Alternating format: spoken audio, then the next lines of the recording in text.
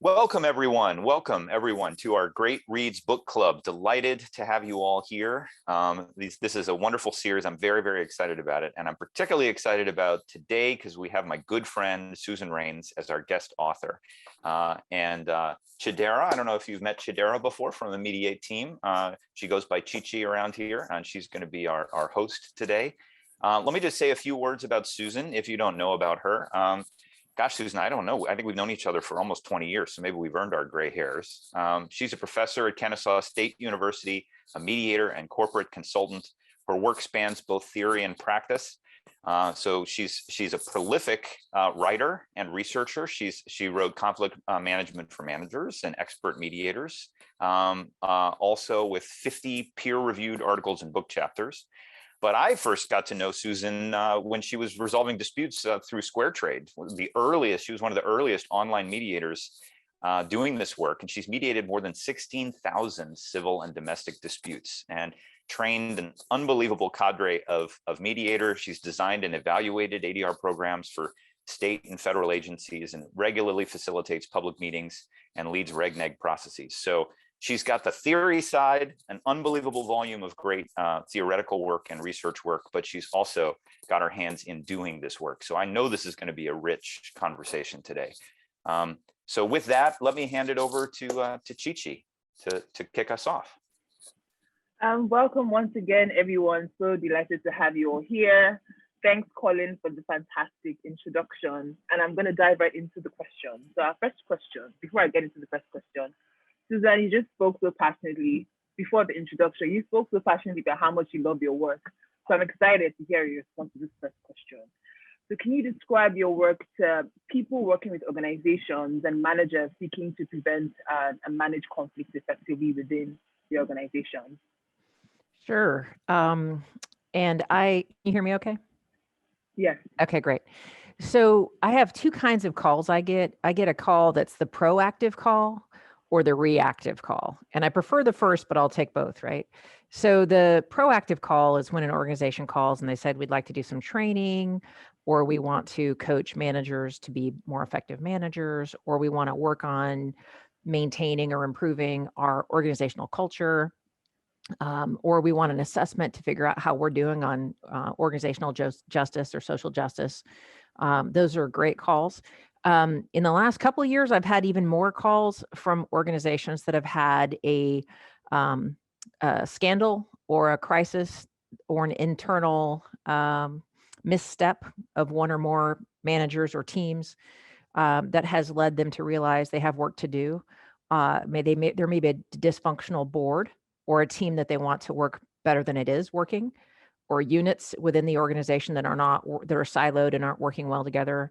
Or sometimes, honestly, since COVID hit, I've had quite a spate of interventions where I'm asked to work with one or more managers who have been caught on a hot mic episode saying things they shouldn't say, or being unkind, or general kind of reactions to what's going on in the world.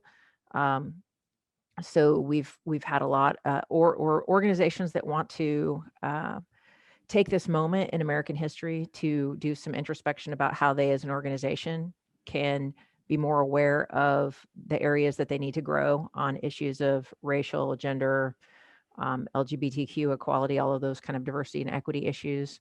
And I love getting those calls because there's a lot of work to do in that arena. And it's all very growth oriented, that feels good to do with people. So I get both those kind of calls, and I do all kinds of work with organizations that are trying to prevent conflict when possible by having better functioning teams and better skilled managers, and then to resolve or amend conflict. I'll give you one right before. We had this hiatus where we were mostly vaccinated and not masking for a little while. And I got a call to facilitate an executive board meeting. And the CEO of this organization said he was worried that his contract wasn't going to be renewed because the board members were pretty unhappy about his leadership, and asked if I would come facilitate kind of a board retreat. And I'm driving to this place I flew, and I'm driving to the conference room, the hotel where this is going to happen. And I get a call and he says, whatever you do, don't talk about this problem X, because if you talk about that, that's the real conflict. And if you talk about that, I'm worried it's going to upset everybody. And then they won't renew my contract. And I said, well, I guarantee you that's exactly what we're going to spend the day talking about. Right? Because we've got to kind of dig in, find out what the problems are, and facilitate problem solving conversations among the team to figure out how do we work better? How do we surface those things that are hard to talk about? And that's kind of my role. I'm a little bit of a troublemaker going into organizations that sometimes they're conflict avoidant, or sometimes they're very aggressive individually or as an organizational culture. So it's my job to kind of go in and kind of make visible and explicit what might have been implicit, and then talk about it and figure out, is this who we want to be? Is this working? Is it not working? What do we need to change? So it's a really fascinating, every single thing I do, every new client that I work with gives me opportunities to learn and how to overcome new challenges, how to communicate better, how to get through to people who might not want to hear a particular message or who might be defensive. So it's been a really constant challenge and a growth opportunity, which is, I think most practitioners in our field will tell you, you always grow when you do this work, and that's what makes it so interesting. Well, thank you so much for all that great information. Question. So how do you deal with, for example, who kind of tell you, oh, don't speak about this conflict because I know I'm going to lose. Talk about it.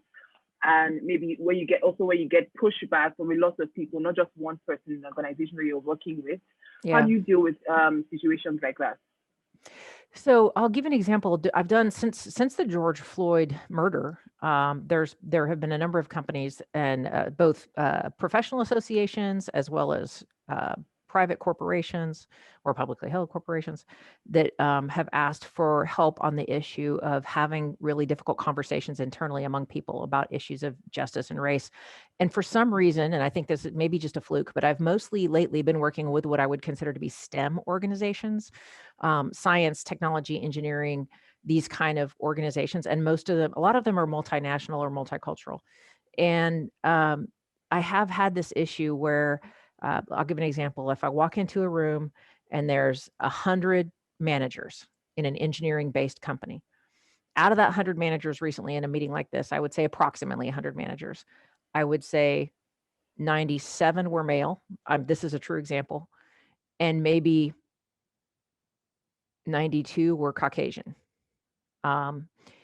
And when I asked, like, is there anyone missing? If someone did get hired into the corporation that was a female or a person of color, would they feel like they could fit in? Would they feel welcome?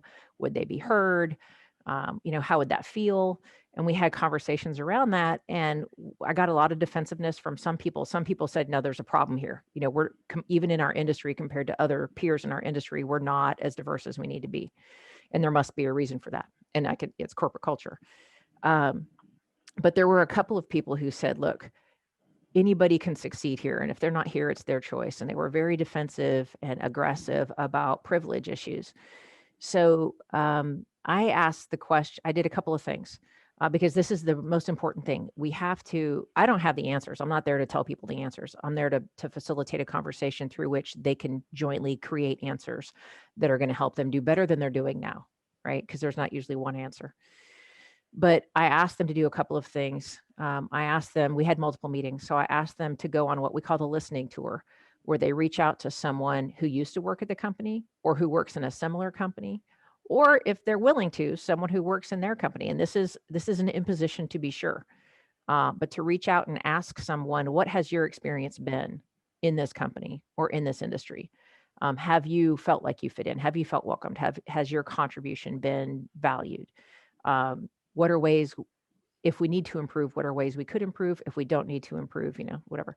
So I gave them that homework. And I said, if you don't want to talk to someone in this company, again, talk to someone in a different company you've worked for, or in your neighborhood or your community.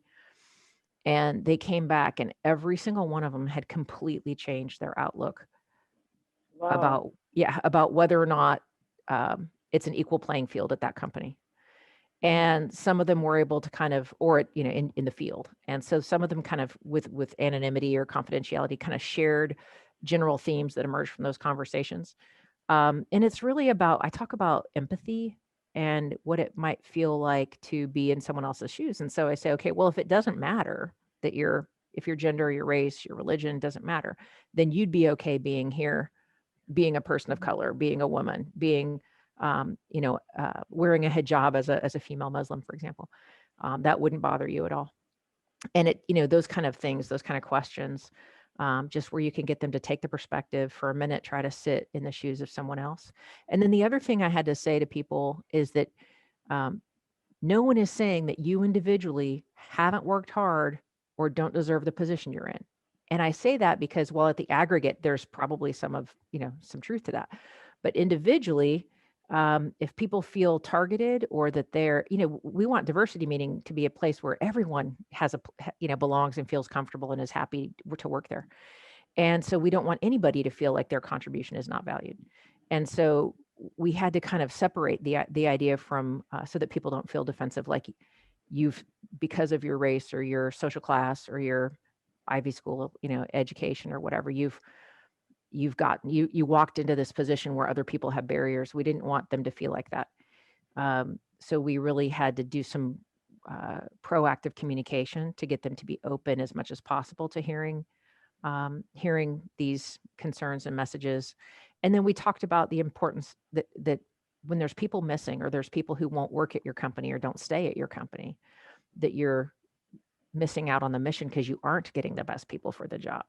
And you're competing with other companies that have a better track record, for example, on diversity. So they're getting a better range of employees than you have access to. And that's going to hurt your competitiveness, not just fairness, but mission achievement.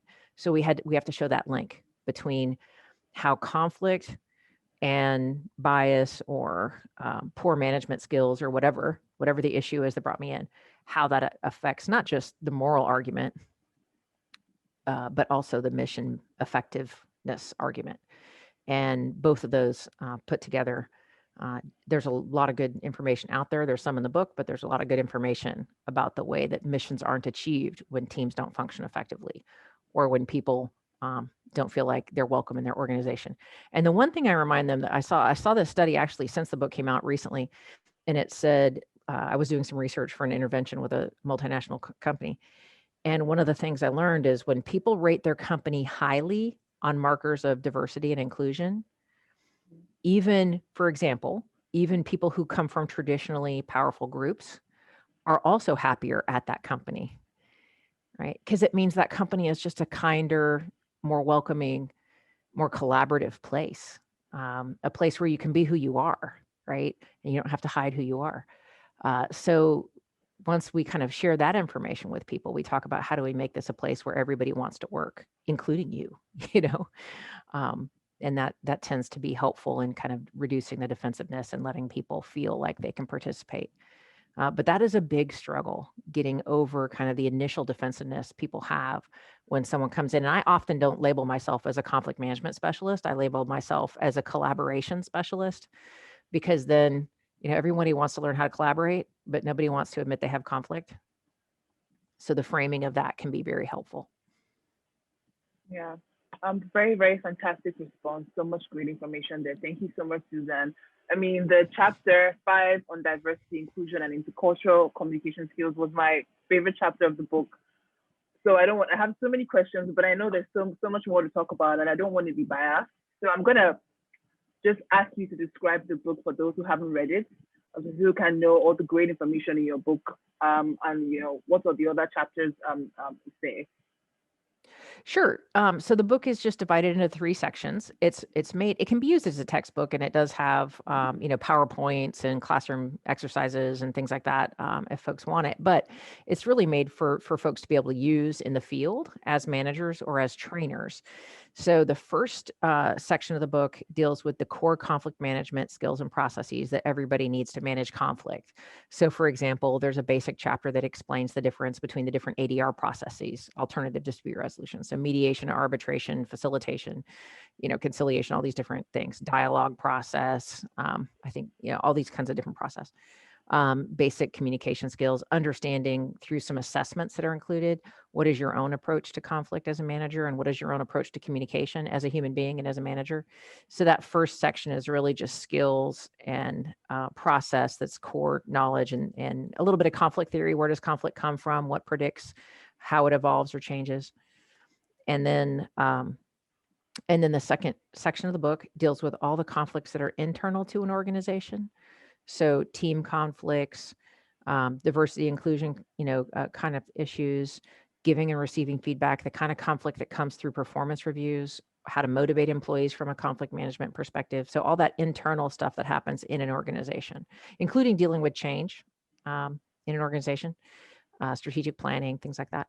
And then the last section of the book deals with conflict that would be external to the organization. So that would be dealing with regulators, facilitating large public meetings or shareholder meetings, or any kind of large meeting that often includes external and internal stakeholders.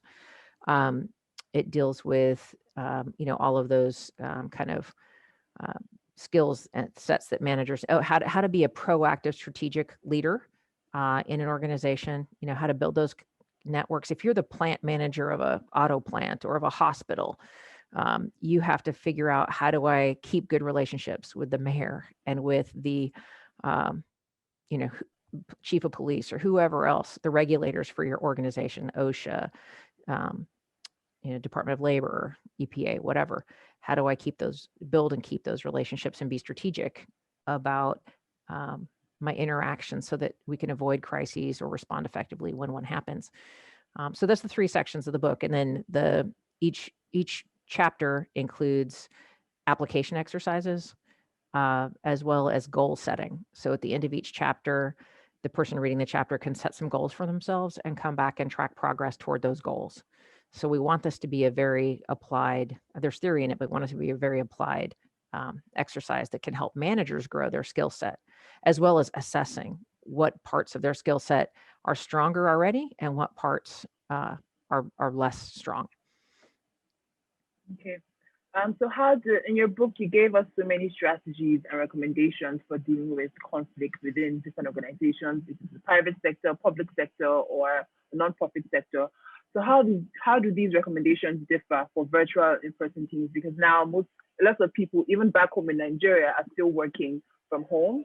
So how can people, going back to my question, so how do these strategies and recommendations differ for virtual and in-person teams? For example, the strategies you use to deal with the D&I issues within organizations.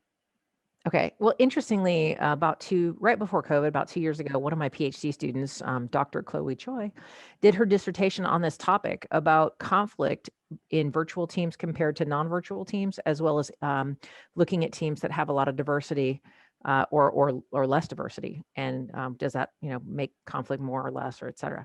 And what she found out, and is echoed in some other literature as well, is that really it's not that different. So conflict comes from unmet expectations. It's like a mantra. Conflict comes from unmet expectations. So if you're working in a virtual team and the expectations are unclear, you're going to have conflict. When are we going to meet? How are we going to make decisions? How are we going to divide up the work? How are we going to divide up the credit for the work? How are we going to communicate all of these things? And then as conflicts arise, again, having a kind of a clear professional conversation about how can we reach shared expectations on this issue so that we don't have conflict with it going forward. So whether you're virtual or in person, the research indicates the number one thing to do is to have an explicit conversation with your team members to say, let's talk about how we may best work together. So if you expect hierarchical decision making, you expect your boss makes a decision and it comes down the chain of command, then you're not, upset or in conflict when that happens. You may or may not like it, but it doesn't, shock your expectation. If instead you expect to be treated like a peer and make collaborative decisions and someone just tells you what to do, then you're going to be upset.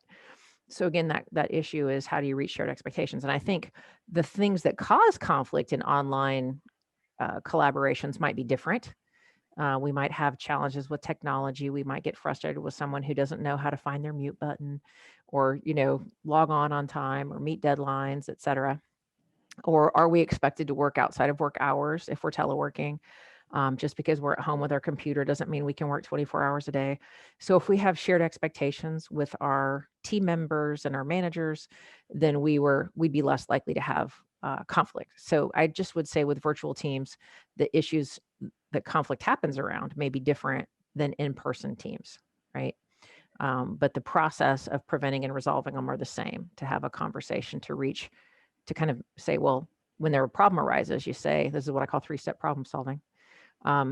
Okay, normalize. It's normal that two people working together are going to have some conflict from time to time. 2, express optimism. I know if we put our heads together, we can find a way to reach a solution that works for us. And then let me tell you what I was expecting to happen, and I want to hear what you were expecting to happen so we can find out where the disconnect was.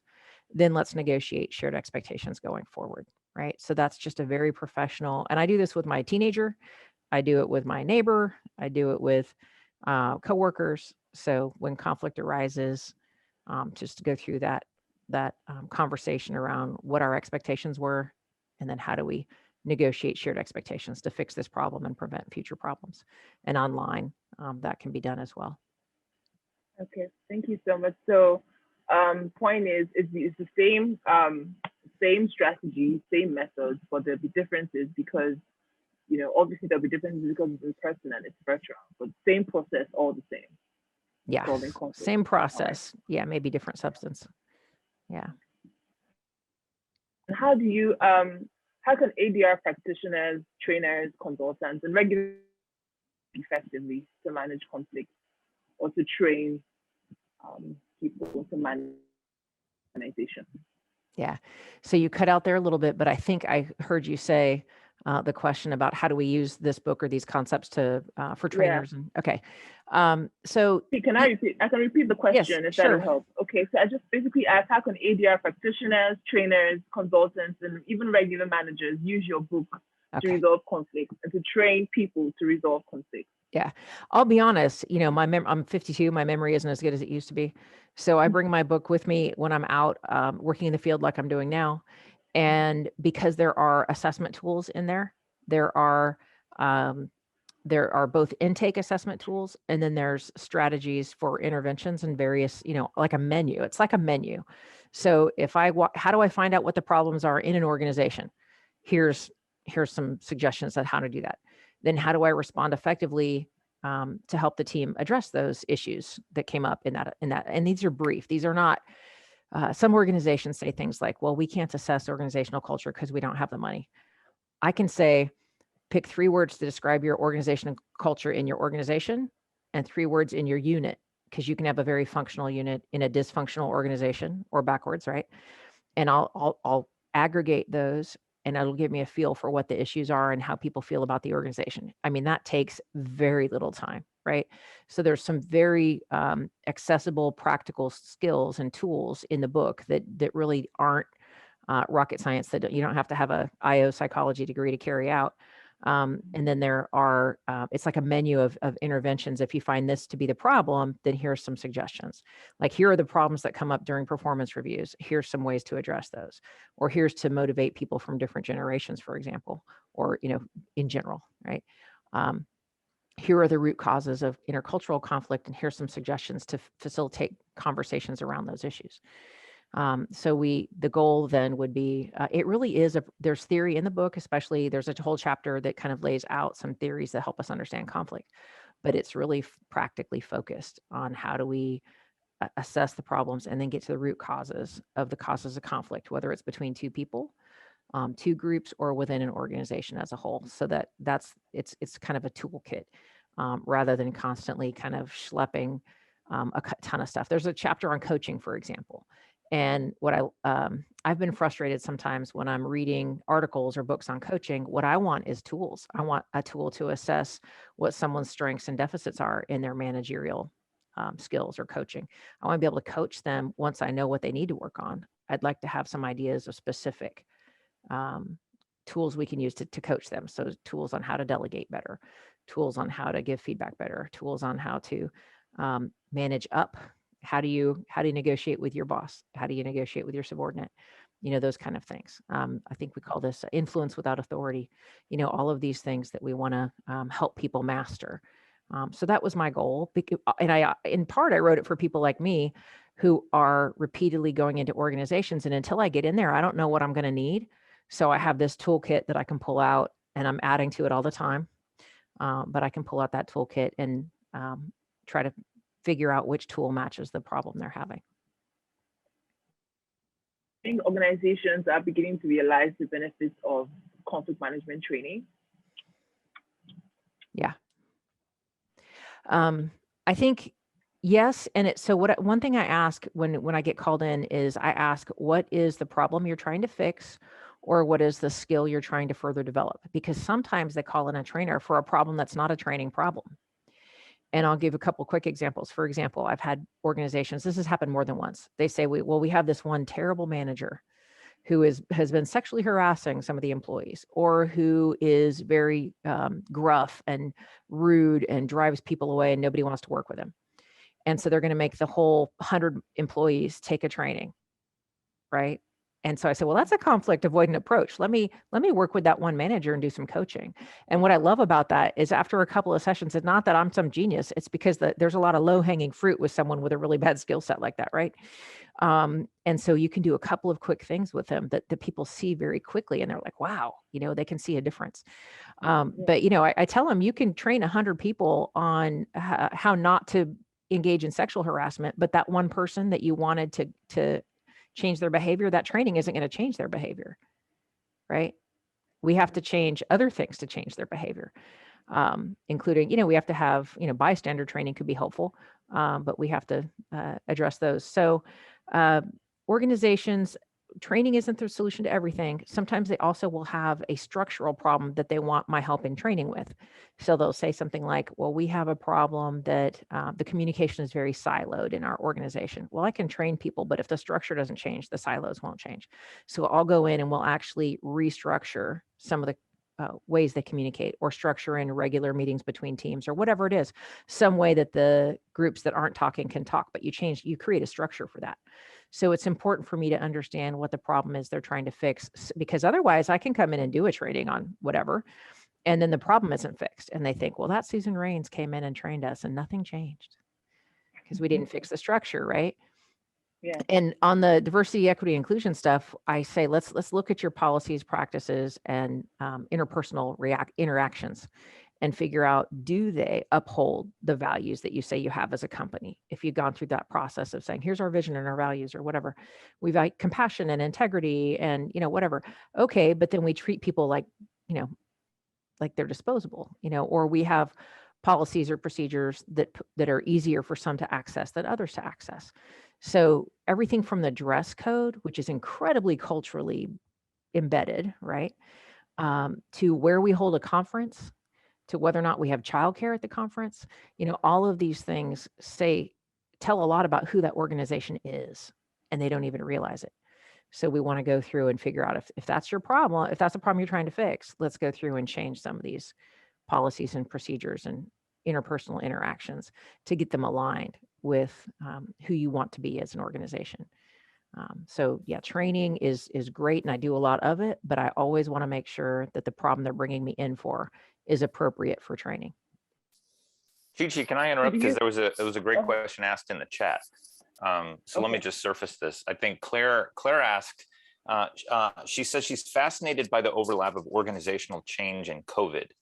And the question is, what historical techniques have helped with organizations as they move through change? And what new techniques have you learned through this time of extreme change? I think this is connected to the virtual teams, but I think there's a lot that's happening beyond just working online. It's changing the very way people see the roles within organizations. So what's your takeaway from that? I just got asked, and I don't think this is, every state has a medical association. So there'll be like the Massachusetts Medical Association, the Ohio Medical Association. So it's a professional association for physicians in the state. And I got asked if I would do a series of training videos during COVID, right? And one of them was how to use dialogue skills to overcome vaccine hesitancy. And this is how to train doctors to have one-on-one conversations or family conversations with their patients, and how to listen and how to address their concerns in a way that will hopefully get to the issue of vaccine hesitancy, which was a pre-COVID issue, right? and will certainly be a post-COVID issue. It's certainly changing. But this is not something I anticipated being asked to do training on, when I went into this field, and international conflict was my first area. So I would say the kinds of organizations and leaders are recognizing the conflict management, I guess, niche or wedge, element to problem solving. Because really, problem solving and collaboration involves, listening, framing, um, building interpersonal rapport, what I call ninja negotiating, which is trying to first figure out what it is they're not saying, what it is that's motivating them, how to get them, as a manager, for example, I can't just tell my employee, you have to be on time from now on, or you have to turn your reports in from now on time. I have to figure out, how do I make them want to do it? Right? That's the key. How do I make them want to do it? How do I make them go, yeah, I'm going to do that differently from now on, and this is why, and I'm excited about it, right? That's the ninja negotiating kind of mind frame. So as I think there's a little gallows humor in all of this, but the silver lining of COVID is that it has presented us conflict management people with problems we've never been asked to help work on before. And they're really much deeper than we used to go, right? We used to get called in to deal with symptoms like employee turnover or litigation or EEO cases are on the rise or whatever, right? And that's great. We need to do all that. But now I'm getting called in because people are talking openly about things they used to hide. Like a manager said something openly racist on a Zoom meeting when he thought that the mic was off. And then 10 people laughed and 90 people filed complaints, right? And, those kind of things, I think where COVID and social change and just everything from the digital divide to food insecurity and systemic bias that makes some people get left behind in everything from those who got the shots first, people with good internet, people with good computer skills, all people that don't live in food deserts. If you find me a food desert, I'll show you a COVID vaccination desert early on, right? Same kind of concept. There's no CVS, there's no, grocery store. So these things are visible they were always visible to a lot of folks, to be honest, but they're more visible to the majority now. And since the organizational leaders often come from traditionally empowered groups, now they're seeing something that they didn't see before. And so they're reaching out to us to say, we don't know what to do. We know there's a problem, but we don't know what to do. We want to tell people, just go be different, but that doesn't seem to be working. Yeah. Because you have to want to be different. So we're going in and working on those things that are really so foundational to changing systems of oppression and unfairness and unkindness. And it's beautiful, incredible work that I think has happened since COVID. It's always been beautiful work, but I think it's hit a new level that I've noticed. Yeah, and maybe just to build on, I'm eager to hear other people weigh in on this as well, but to build on Chi-Chi's point about remote work and Claire's point about how COVID is changing things, we've often said in dispute resolution, I've often said from the ODR perspective, part of the way that technology can empower people is, they can participate in a dispute resolution process from their comfort place, yes. From home. Yeah. And I think that one of the things that we're seeing is, a lot of people worked remotely and they learned that they liked it. And now businesses are saying, well, we want you to come back. And a lot of, kind of corporate culture lives in the HQ, and when you're working from home, I think maybe people now and employees are saying, no, we don't want to come back. Actually, I don't want to be in the office every day. I want to be in my space. And I'm wondering if that's empowering people. You talk about conflict comes, I love this quote. I'm writing all the quotes in the chat because I like it so much. Conflict comes from unmet expectations. Well, I think that this period has changed expectations for employees. And it's also given them a sense of, there may be other options. So if you tell me I have to behave this way, no, I like this new. I mean, I remember when law firms used to tell young associates, you can't use the internet because it's going to waste time. And then they started to say, well, I'm not going to work for you then because I have to have access to the internet. And then essentially all the law firms changed their tune. And I feel like corporations too are dealing with these changed expectations from employees during this period, and maybe empowering employees to stand up for themselves because their expectations have changed a little bit. So I think that could be a good thing long term for some of these workplace issues, although it's probably going to generate new issues in the short term. So what do you think about all of that? Oh, I love this. Okay, so COVID has uncovered what really matters to us. So have you heard of the Great Resignation that's happening right now, like the Great Recession or the whatever, right? So folks are, we used to call it a midlife crisis, and I'm having one right now, but apparently it can happen at any age, right? And with COVID, it's happening at any age where people say, is this the work I want to do? Is this how I want my life to be structured or organized? Is this meaningful to me? Not just being motivated by money or whatever. So what we're seeing is people leaving organizations that treat them in a way that they're not don't find acceptable, or work that they don't find matters, leaving them and looking even to take a pay cut to do work that they think is more impactful and matters more. And so COVID has uncovered what matters more, and also the social justice movements related to Black Lives Matter and the things we've seen. All of this is helping us decide not just how is my world, how do I want to make my world or remake my world. And folks, whether you are mopping a floor, or you're in a call center, or you're the CEO, or you're a teacher, you're whatever nurse, people are saying, I don't want to be in this organization anymore because it doesn't reflect who I am, or it's not who I want to be. And so I say a couple of things. And God bless millennials. I've recently been doing some work again on intergenerational conflict.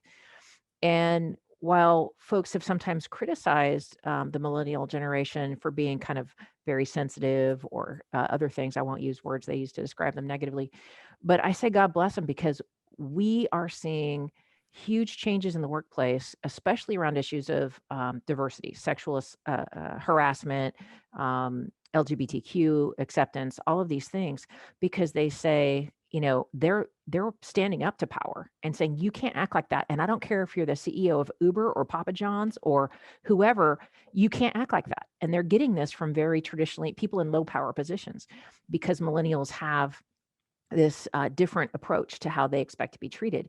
And we all, kind of owe them a debt of gratitude in some ways, because we're all need to do it together, but we're seeing this change happen. And I think COVID came at the same time of this change happening, and it's all kind of coming together for folks to say, and I hope the pressure for this doesn't go away when we, I don't know that we'll ever get back to normal, but when we all, when whatever happens, and we get busy with other things, I hope we don't forget what we've learned about the inequalities that COVID showed us, and that the social justice movement is underlined.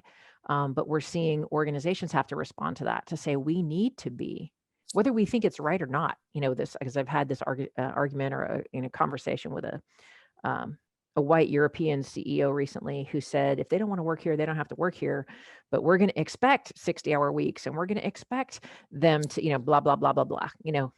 He said, I'm not going to have a foosball table. Yeah. Okay. You don't have to have a foosball table. But when someone says they want to take FMLA to go be with their, dying grandma, you don't need to give them a bad time about it either, and question their commitment to your organization, so work-life balance issues, acceptance around that is another form of important diversity. So I think if you want your company to thrive, you're going to have to be a place where people want to be. And people, especially younger folks, seem to be more motivated by meaningful work, a humane workplace, and renegotiating some of these power dynamics. So that's such good news for us as a field, because that's our jam. We go in there. I mean, you can't teach conflict resolution without thinking about social justice, or negotiating skills, or again, negotiating shared understandings around these issues, and surfacing things. COVID surfaced things that we pretended we didn't see for a long time, or that we just didn't see for a long time. So now we can't say we don't see it, and we don't know it's there. So then the next question is, are we going to, take the step to change it and address it, or are we going to just throw up our hands and act like we can't do anything? And that's when we get called in, because we make our world, right? So there's a lot we can do, and we can help, I think, helping people feel empowered instead of overwhelmed and fatalistic. Instead say, no, I find it such a great opportunity. Anytime there's huge social disruption, there's huge opportunity for change. And we want to harness that and help organizations harness it. And the ones that are on the cutting edge of that are seeing huge benefits. Look at Nike. They were before kind of at the very beginning, early movers on the social justice front. And it has reaped, not just because it's the right thing to do, for example, but it has reaped huge financial benefits for them. And companies competing for young talent, again, the brand image of the company is going to be really important for whether or not somebody wants to work there or not. So these are great opportunities for us to come in, maybe do some assessments, but really work with what they think the problems are and get to the root causes of those problems with them. Yeah, I want to surface another comment that Claire made in the chat. She said, I think that people have become empowered this last year. I like working from home. I like my comfort space, et cetera. And it seems to me that that's rolled over into employees feeling empowered to choose their process for resolving their disputes. She says, I've seen employees become much more vocal about designing their dispute resolution processes, and that's wonderful. The dramatic awareness of mental health these last couple of years, Claire's also seen that push people towards mediation. More young employees in particular are turning towards mediation simply because of the strain litigation puts on their mental health. So does that resonate with some of your observations? Yeah, I think I'm going to be honest. I have very strong feelings around this issue. And y'all know that, excuse me for the throwing in the y'all, I've been in Georgia a long time. But the courts are broken. A lot of folks knew they were broken a long time, but COVID showed us if they were on the verge of breaking, they're broken now. So I just had a conversation with a DA in the state of Georgia who said, we're going to have to let a bunch of criminal matters just go because we're not going to be able to give them a speedy trial. There's such a huge backlog. It's to the point where when police are arresting people for a crime, depending upon how dangerous they think that person is, they're letting them out on their own recognizance because they can't put them in the jail during COVID, and they're going to not get a trial anyway in time. Mm-hmm. So there's just literally, we don't have a criminal justice system in some counties that I've been working with and some areas I've seen. And I would say the arbitration system has been broken for a long time, and I've done arbitration. So, I've seen that from inside and out.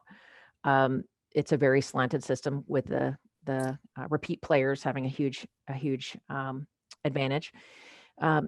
And so I've actually thought, again, after my initial getting a little depressed around the issue, that if someone broke into your house and was caught for some reason, or if someone committed some other kind of criminal act, even a violent criminal act, even a domestic violence that was witnessed by other people, they might not ever have a day in court that ends in a criminal penalty because the courts are too full and backlogged.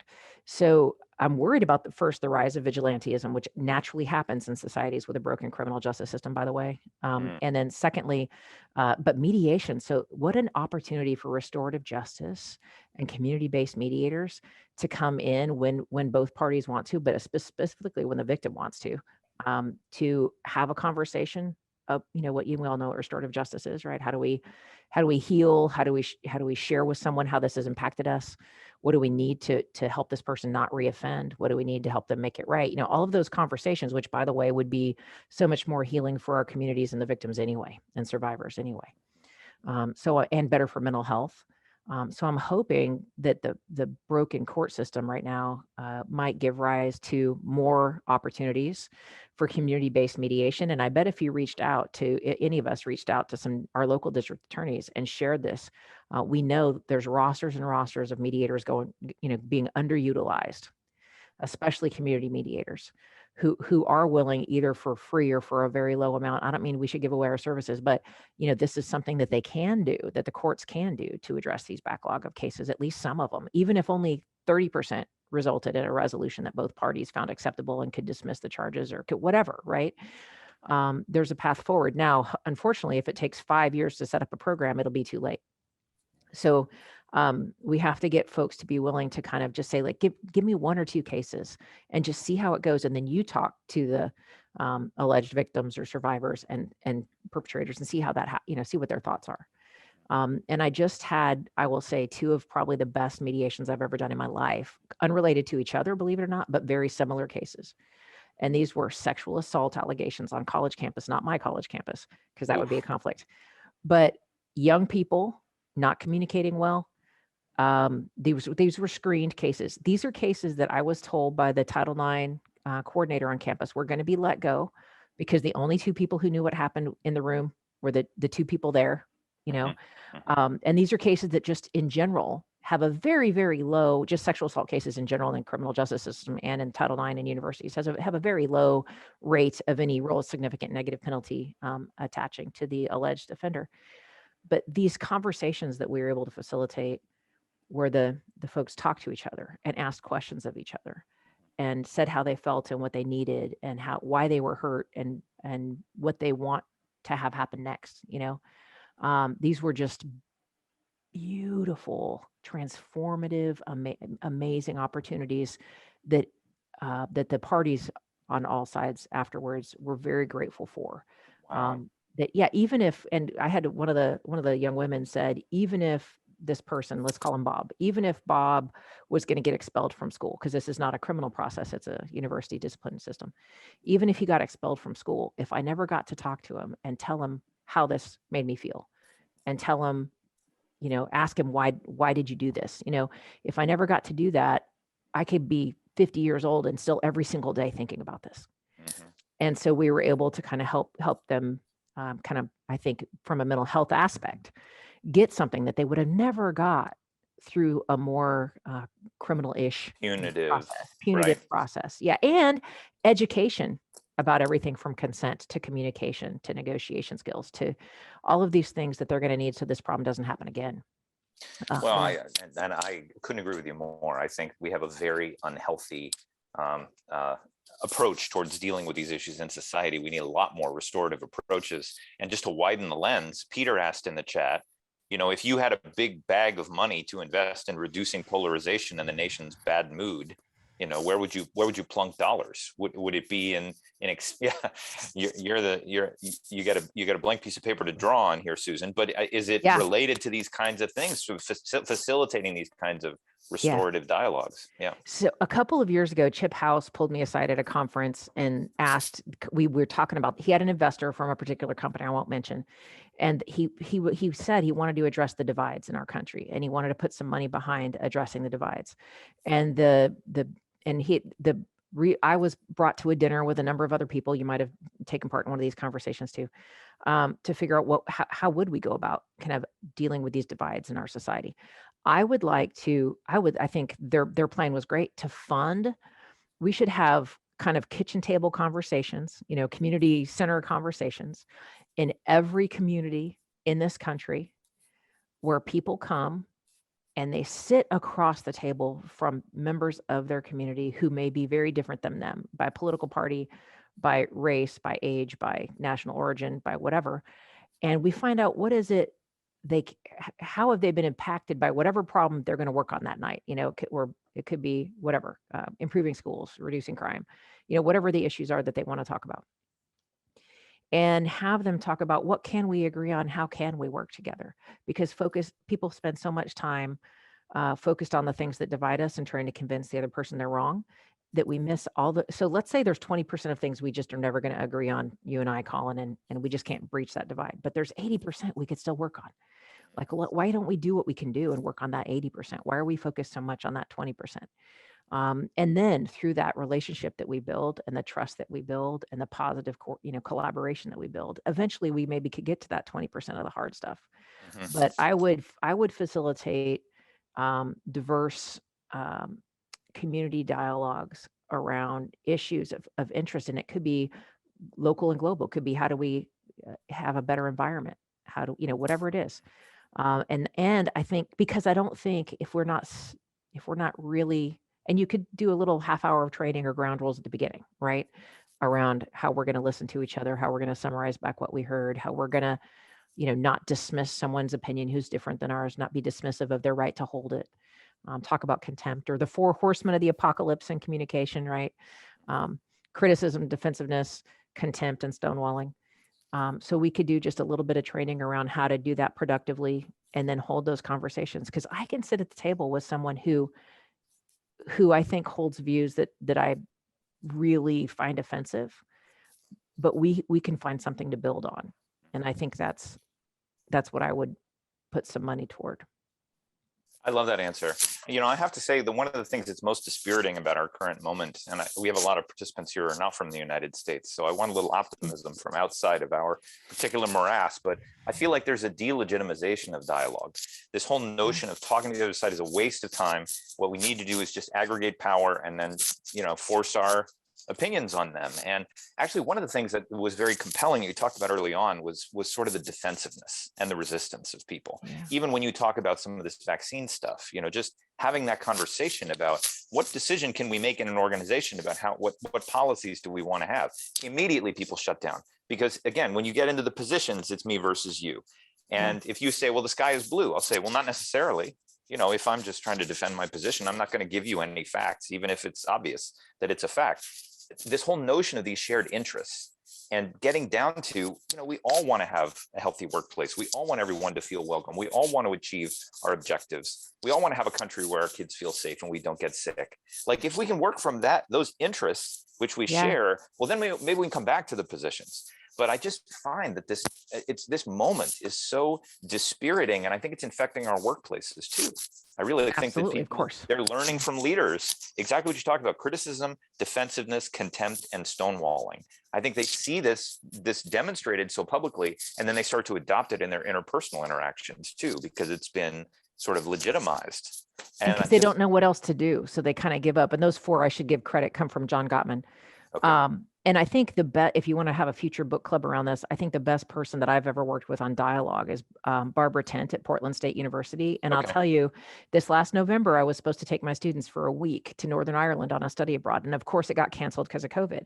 So we had to come up with a 2-credit class to fill that hole. What we did was elections monitoring, where everybody had to work in the elections in Georgia and learn what makes a free and fair election. So we brought in elections monitors from Nigeria to talk to us over Zoom and train us how to spot a free and fair election and how is that done, and from the Carter Center. And then every single person went out and worked as a poll worker or a poll watcher or had some role in the elections. And one of the things we learned from that, I think, is again this idea that people don't feel the dialogue, right? When you're talking about party politics or other things. I had Barbara Tent come in on Zoom and speak to my students about dialogue skills that might be helpful in elections issues. And it blew my mind. I learned more from her in 2 hours than I have learned in, I can't even tell, it blew my mind. The skills, very specific skills of why dialogue works in a way that debate doesn't work. There's some people who I can never change their mind from sharing facts with them. It's just going to be true. But if we make an interpersonal connection and we tell our stories about how I've been impacted or how my child was impacted, or, or share my fears and ask about theirs, we can find this connection that then allow, and then eventually there's some research on this. We're much more likely to see that person kind of maybe come around to let's say they were a conspiracy theorist, for example. We might what they don't need is isolation and further ostracism to make them feel like they don't fit in. What they need is to feel like they fit in and that they're cared for, so that they can then be open to listening to someone who disagrees with them because they're not afraid of it.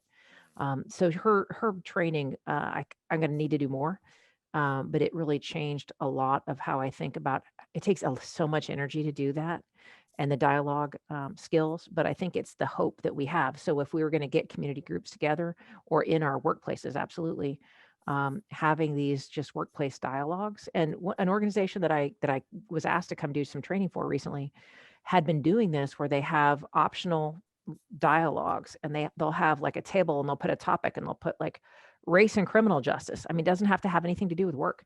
It could be something about hiring and promotion and diversity. It could be about the economy and COVID, but people just come and sit down, and the rule is that everybody takes turns, but you have to listen more than you talk, because there's not just 2 people involved. There's usually multiple people involved. And those have led to people feeling more engaged in their workplace, feeling like people see them and that they matter, and they're welcomed. Even people they disagree with, they can develop great love for. And that's the amazing skill that I think dialogue allows us to embrace. Yeah. That's great. And Claire shared another resource in the chat. And she said exactly along the lines of what Susan is saying, such a powerful and different approach. It goes against our instincts, but people walk away from the conversation feeling heard and empowered. And I think that's true. You can debate with people all day and all night. I've done it. I've done it on Facebook for months with all my high school friends from Texas, arguing about healthcare, and I never changed a single mind. But when you sit down with someone and you establish that connection, I think you're right. I think that's where the moment of transformation occurs. So facilitating that in a workplace as well. Yeah, Claire, were you going to say something? I have to do a 5-second plug on this video. It's just a half an hour, but it breaks down Mr. Rogers' approach. And it talks about how he was so incredibly powerful because first he connected. First, he made somebody feel empowered and appreciated. Mm-hmm. And then he talks about the pathos, how first there's that empathetic connection, and then he moves to ethos, where he establishes himself as credible, and then he eventually moves to logos. Once the elephant starts paying attention, then he starts to move into facts. But our instinct is always to go the other way, and so that's why a wall is built up. That's so powerful. I love this video. Mm-hmm. Thank you. That's really a similar one. You just made me think of, and this is going to be controversial, but I have my students often watch Gran Torino, which is Clint Eastwood, right? And he's very anti-Asian. He's full of racial epithets at the beginning of the movie, and then as he goes through that process of building a relationship with his neighbors and growing, to care about them very deeply, he's able to kind of come full circle and kind of assess his own limitations and the ways in which he was wrong. And so you kind of see that evolution of how do we break down someone who has stereotypes and is racist and prejudiced? How do we help them overcome that? We don't convince them that their views are wrong. We get to know them. We're kind to them. We not rewarding bad behavior, but help build those relationships across identity groups, to the point where at some point they think, well, my views must have been wrong. And every single story I've heard of a transformation like this, whether somebody was in prison and they met people from a different group, or Catholics and Protestants in Ireland who never met someone from the other group until they were in prison. And anytime you have these conversations, they learn to get to know each other as people, and they build on something they have in common.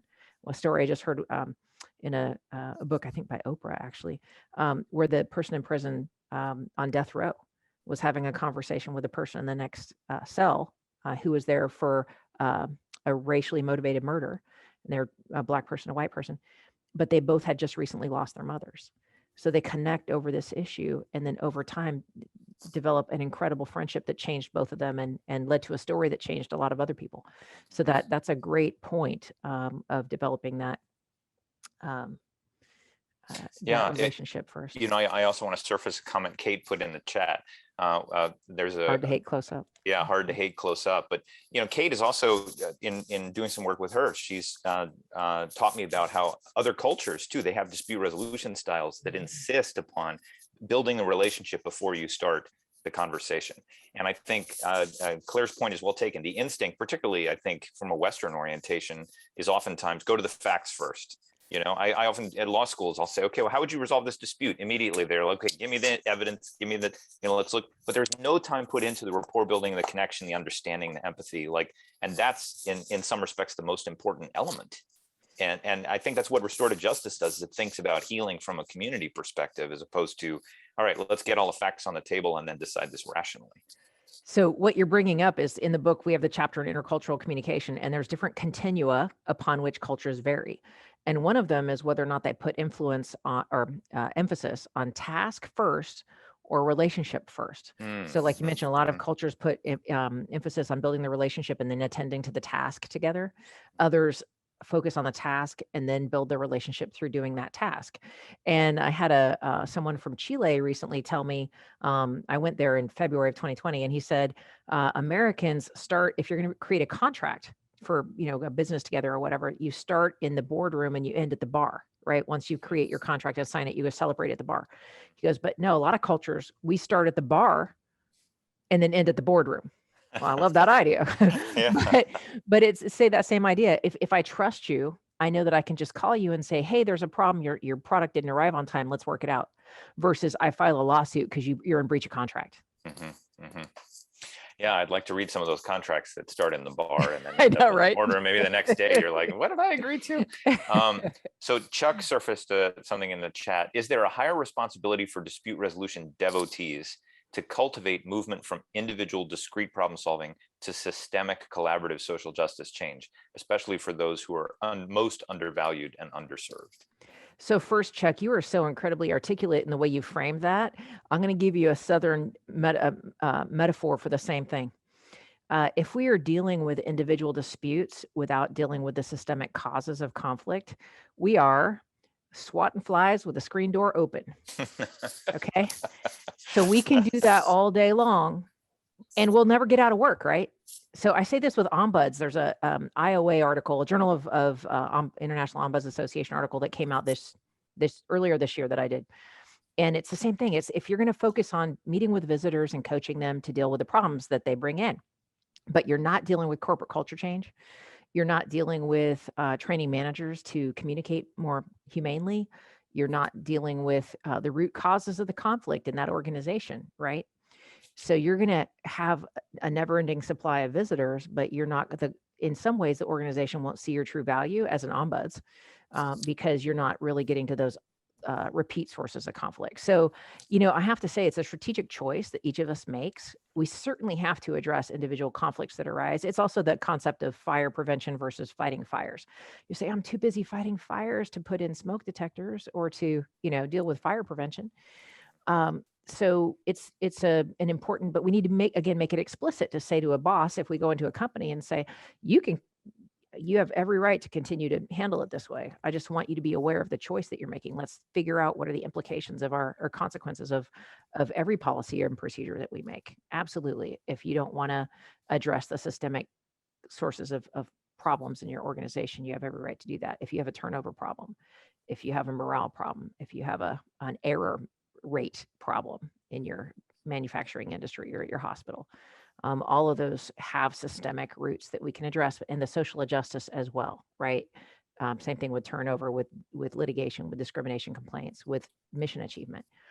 So if we're not going to address those, we're going to be like, shh, try to pretend we don't see them. That's okay, but you'll never really see a reduction in individual disputes. And at some point, when an organization keeps sweeping things under the rug and refusing to see them, eventually, I hate to mix my metaphors, but that volcano is going to blow. And you'll see scandal and you'll see brand damage. So the question is, part of it depends on how long the leader of the organization anticipates they're going to be there. So if they think they're going to be there for a long time, they might as well address these systemic challenges. If they think they're not going to be there very long time, they leave it for the next person to handle. So there's some, important politics about that. But I'd ask each manager in each unit to at least figure out how can they address the root causes, because they tend to focus on just the symptoms like turnover or disgruntlement. Yeah, I remember back at eBay, there were all these disputes that were happening when I first arrived, and I went into the executives and I said, look, you have all these disputes, it's driving all this frustration. And they're like, well, that just happens. People, they get frustrated. What are you going to do? And then I said, yeah, but it may result in brand damage. And they were like, oh, wait, brand damage. Okay, well, we got to do something about this. So like disputes, they did not see disputes as necessarily something that required their action. Well, it's inevitable, people get frustrated. But if you say, well, this is going to impact your bottom line, this is going to impact your, then they were, so we need to be able to translate this into something. So I like that you use that term. Yeah. And that comes back to looking at the incentives for, there's always someone who benefits from the status quo, either, a person or a department or a system. So we have to figure out who benefits from not changing, right? Because those are going to be the people we have to get on board. We have to explain to them why it's in their best interest for us to make this change. Otherwise, they'll keep trying to block the way. So I'll give an example. A university recently asked me to do an assessment of where the disputes come from and how best to handle them. And they had a bunch of disputes, or like all universities do, around the dorms. Like, I don't like my roommate. Right. My roommate stays up too late. My roommate smokes weed and I don't smoke weed. Like, every kind of thing you can think of, right? Well, they had monetized it where you could pay $250 to change roommates. And they're like, we don't see this as a problem. I said, well, you are a learning institution, and someday these people are going to, leave you and go in the real world where they can't just pay to not have to work with Bob or Mary or Jose or whatever, Sure. So we have to figure out who's benefiting from the status quo. And then how do we ratchet up the pain?